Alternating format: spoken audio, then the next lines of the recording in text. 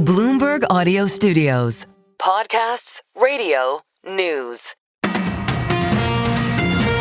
Good morning, I'm Nathan Hager. And I'm Karen Moscow. Here are the stories we're following today.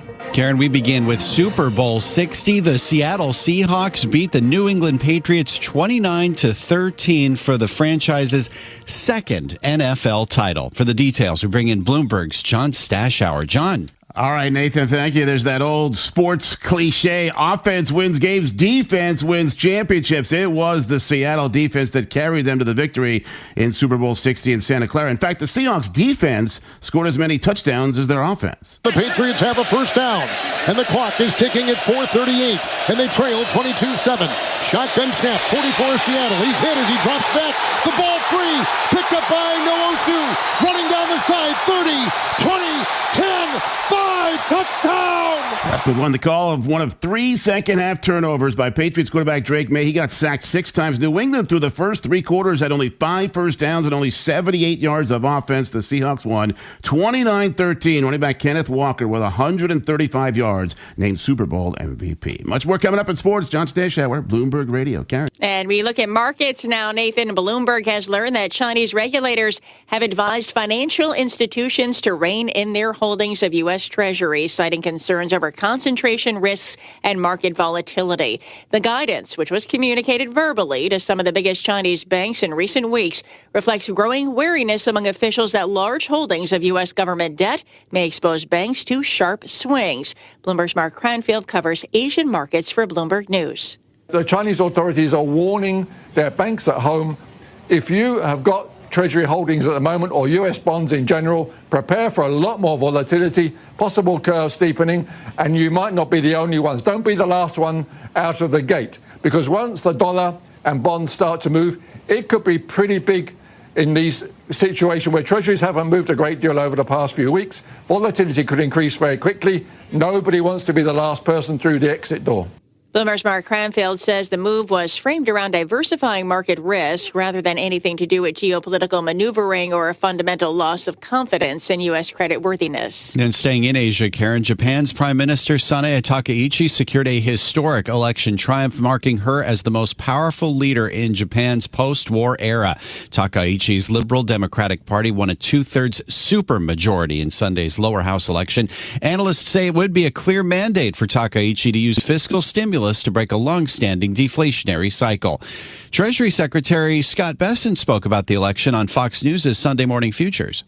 Japan, the prime minister called a snap election, the quickest snap election in Japanese history.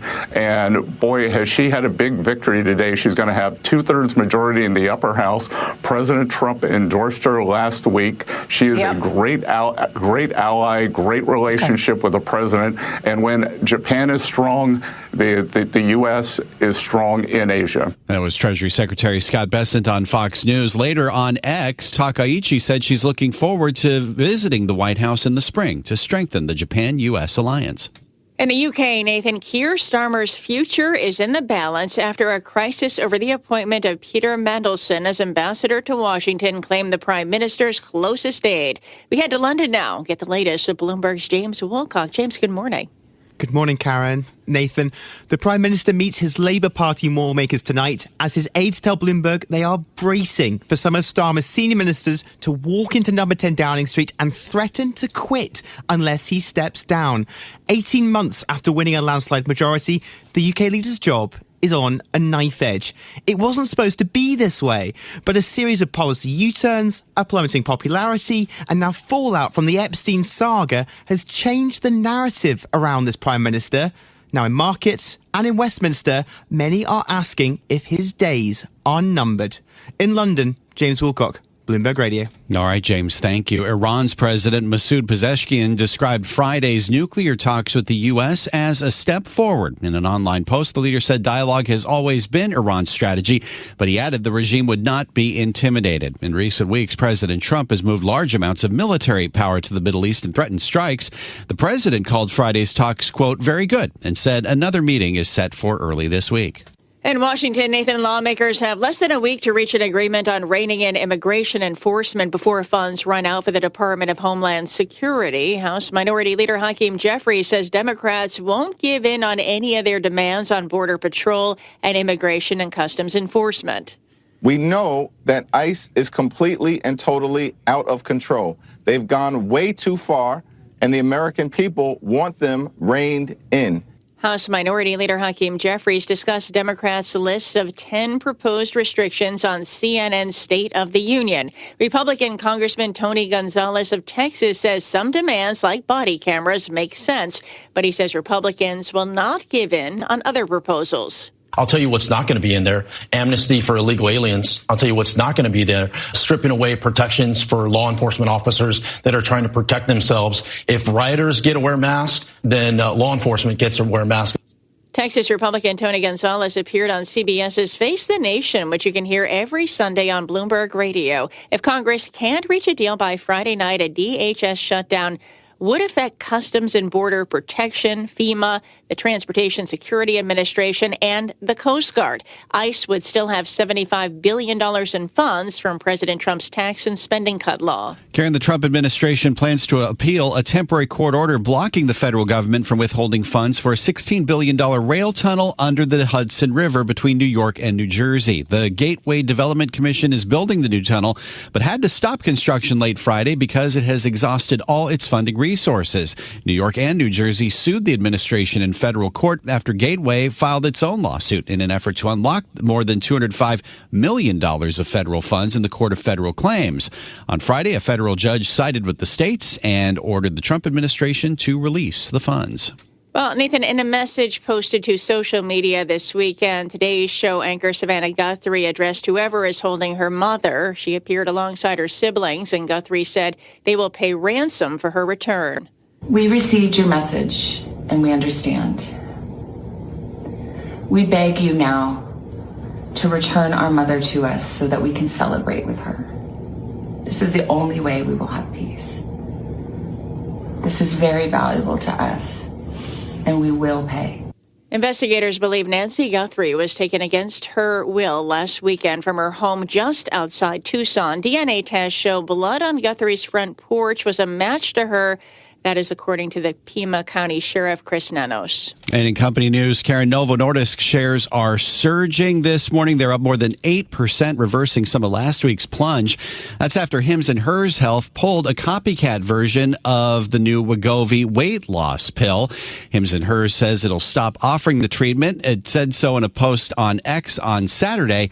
That was a day after the Food and Drug Administration pledged to crack down on copycat weight loss drugs. Hims & Hers shares in the pre-market are down nearly 15%. Time now for a look at some of the other stories making news in New York and around the world. And for that, we're joined by Bloomberg's Michael Barr. Michael, good morning. Good morning, Karen. The Seahawks beat the Patriots 29-13, but one of the most talked about moments of Super Bowl 60 appeared to come from the halftime headliner, Bad Bunny. The halftime performance was a piece of history, with Bad Bunny becoming the first Spanish-language artist to headline the show.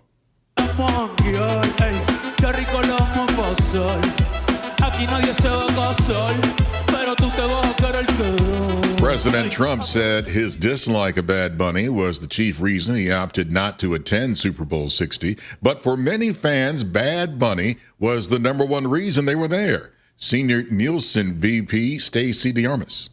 The Latino fan base is set to grow with the NFL, and Nielsen data tells us things are lined up perfectly for a win. Kid Rock was the headliner at the conservative alternative to Bad Bunny's main event at the Super Bowl last night. Turning Point USA's All-American halftime show was streamed during the concert.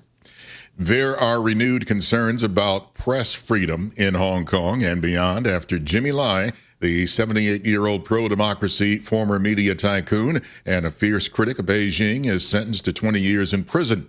Lai was prosecuted under China's national security law. The list of Republicans criticizing President Trump for the video that depicted former President Barack Obama and former First Lady Michelle Obama in a racist meme is growing. From Senator Tim Scott of South Carolina, the Senate's only black Republican, to dozens of other members of Congress. There is condemnation for posting it in the first place and calls for a public apology. Mark Morial, president of the National Urban League, says this is beyond how a world leader should behave. It doesn't surprise me that he wouldn't take responsibility. And the fact that he would not very quickly take responsibility and say it was wrong is why the Congress, by joint resolution, should condemn this. The Urban League's Mark Morial is also calling on religious leaders to tell President Trump to apologize. Global news 24 hours a day and whenever you want it with Bloomberg News Now. I'm Michael Barr, and this is Bloomberg. Karen. All right, Michael Barr, thank you. Time now for the Bloomberg Sports Update. It's brought to you by Flushing Bank. And for that, we bring back John Stashower. John, good morning. Yeah, thanks, Karen. Super Bowl 60 dominated by the defenses. It wasn't until the fourth quarter that anyone got into the end zone. Darnold under center, 5 on the defensive line. He gets the snap, turns right, fakes the handoff. Here comes the blitz. There goes the throw, end zone. Caught, touchdown! Caught, touchdown, Barner! The tight end! Over the shoulder catch in the corner of the end zone. And we've got our first touchdown of Super Bowl 60. Westman won the call. No TDs first 3 quarters and then 4 in a span of 11 minutes. 2 for each team. That Sam Darnold TD pass followed by 2 from Drake Maye, but he also threw a 45-yard pick 6. Maye had 3 second-half turnovers. He got sacked 6 times in the game, and Darnold and the Seahawks beat the Patriots 29-13. Darnold, the Super Bowl winner after a rough first 6 years of his career when he was considered an NFL bust. I told me and my dad don't really cry very often. And, I told my dad I was, and my mom, but, I'm here because of their belief in me. And they believed in me throughout my entire career. And I think that's why I was able to believe in myself almost ad nauseum. Darnold in his last 2 seasons won 31 games. Seahawks now 2-2 in their history in Super Bowls. The Patriots are now 6-6. The Knicks weekend began with that 38-point loss in Detroit, but then a 22-point win in Boston to tie them with the Celtics for second place in the East. Jalen Brunson, who shot 4 for 20 on Friday, this time scored 31. The golf in Phoenix won by American Chris Gotterup in a playoff with Hideki Matsuyama. It's already his second win of the year. 2 gold medals for the U.S. at the Olympics. Breezy Johnson, the women's downhill, only the second American to win it. The other was Lindsey Vonn 16 years ago. She crashed 14 seconds in, 9 days after Vonn tore her ACL. She broke her leg in a repeat gold for the U.S. in team figure skating. John Stashower, Bloomberg Sports. Karen, Nathan. Stay with us. More from Bloomberg Daybreak coming up after this. Coast to coast on Bloomberg Radio, nationwide on Sirius XM, and around the world on Bloomberg.com and the Bloomberg Business app. This is Bloomberg Daybreak. Good morning. I'm Nathan Hager. Treasury yields are rising across the curve this morning, with sources telling Bloomberg News the Chinese regulators are urging the country's banks to limit their exposure to U.S. government debt. People familiar are saying they're citing concerns over concentration risks and market volatility. For more, we're joined by Sylvia Westall, Bloomberg News Managing Director for FX and Rates. She's in our London newsroom this morning. Sylvia, good morning. How significant could this Chinese warning be for U.S. Treasuries?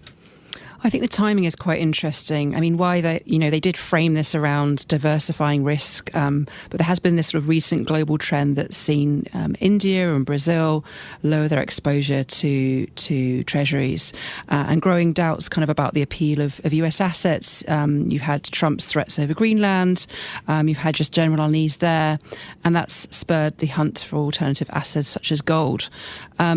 Although overall, I think, we have to look at the bigger picture here, and overseas holdings of treasuries actually advanced in November to the highest level on record. That's the most recent data we have.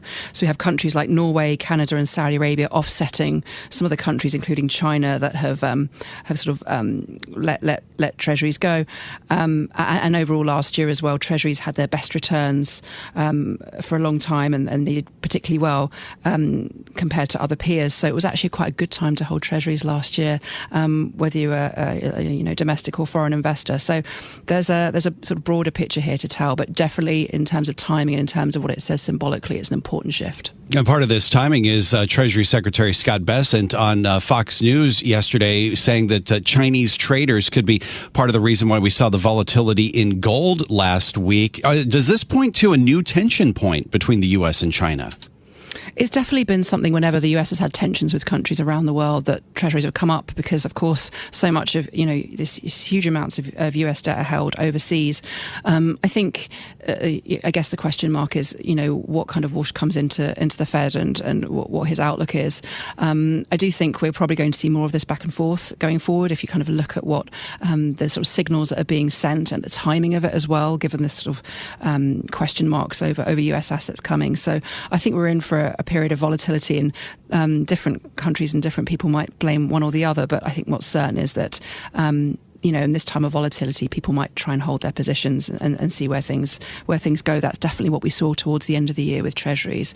Many of the big investment houses sort of held firm on their calls and held on to their what they were doing because there was so much uncertainty out there.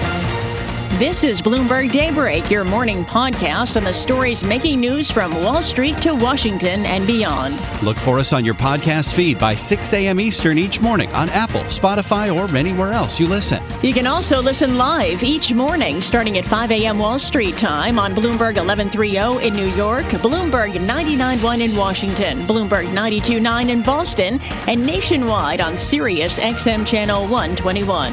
Plus, listen coast to coast on the Bloomberg Business app, now with Apple CarPlay and Android Auto interfaces. And don't forget to subscribe to Bloomberg News Now. It's the latest news whenever you want it, in 5 minutes or less. Search Bloomberg News Now on your favorite podcast platform to stay informed all day long. I'm Karen Moscow. And I'm Nathan Hager. Join us again tomorrow morning for all the news you need to start your day right here on Bloomberg Daybreak.